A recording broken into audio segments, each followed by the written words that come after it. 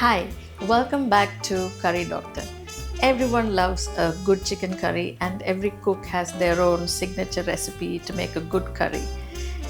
It doesn't have to be complicated, and today I'm going to show you a simple chicken curry where the chicken pieces are simmered in coconut milk, lightly spiced with chilli and coriander powder, along with some cinnamon, cloves, and fennel. So let's get cooking. But before we start, please remember to subscribe to our YouTube channel and follow us on social media. I'm finally slicing two medium-sized onions. The next step is to make a ginger garlic paste. I have about 8 cloves of garlic and a 1.5 to 2 inch piece of ginger. If the ginger is nice and clean, there is no need to peel it. I'm just going to coarsely chop the ginger and pop both of them into a pestle and mortar to make a paste. You can always use a blender to make a fine, smooth paste, but that's not really necessary. The chicken thighs need to be cut into bite-sized pieces.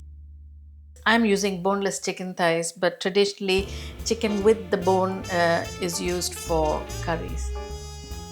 I'm adding about 2 tablespoons of oil to a heavy bottom pan. Once the oil is hot, add the whole spices in. We need to be careful not to burn the spices. Next step is to add the diced onions. It's very important to saute the onions really well for about a good 3 to 4 minutes, and the onions will give the curry a really sweet and caramelized flavor. It is very important that we cook the onions really well because you don't want any raw onions in your curry. The onions have been sauteing now for a good 4 to 5 minutes and they have really softened and shrunk down. And now it's time to add the ginger garlic paste. Again, the ginger and garlic need to saute well for a good 2 to 3 minutes so that the raw smell of the garlic goes away. These little steps of sauteing the onions really well and cooking the ginger garlic paste really well is what gives your chicken curry that lovely flavor, because you don't want any raw smell of the onion or the garlic in your curry. Curry leaves are essential for most South Indian dishes, and it's the curry leaves that gives it the essential flavor of any South Indian curry. So wherever possible, please try and get some curry leaves to add to your curry. And now I'm adding the chicken to the onion, ginger and garlic, and we need to saute the chicken really well. The chicken needs to be sauteed with the onion, ginger and garlic for a good 3 to 4 minutes until you start seeing the chicken pieces turning a little bit opaque white. Now I'm adding the coriander powder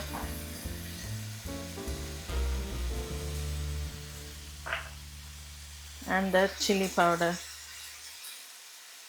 It's important to lower the heat at this stage so as not to burn the curry powders. You can add a little bit of water just to stop the powders from burning. Again, saute for a good 2 to 3 minutes to allow the curry powders to cook before you add more water. I'm adding some salt to taste, followed by 2 cups of water to cook the chicken. Put the lid on the pan and let the chicken simmer on medium heat for a good 10 to 15 minutes. The chicken has been cooking with the lid on for about 10 minutes.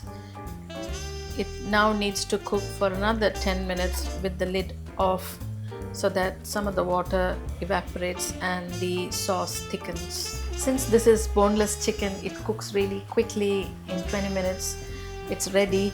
However, if you're using chicken on the bone, it's going to take a little bit longer, probably about 30-35 minutes for the chicken to be really well cooked and become nice and soft. The chicken has been cooking for a good 20 minutes now.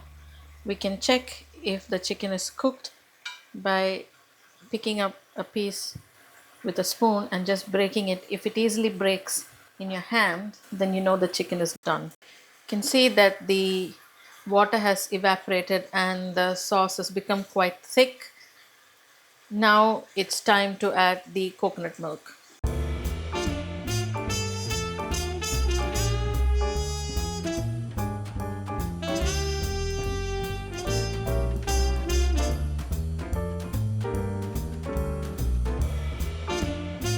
Once the coconut milk is added, it's important to lower the heat so as not to split the coconut milk.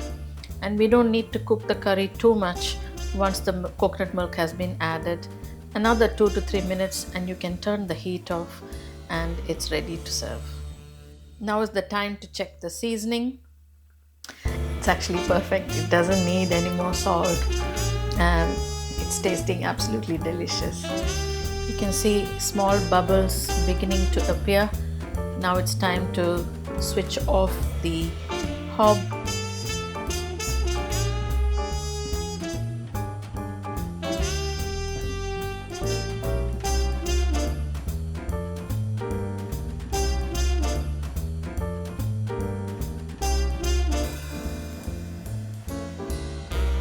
Your absolutely flavorful, lightly spiced chicken curry in coconut milk is now ready.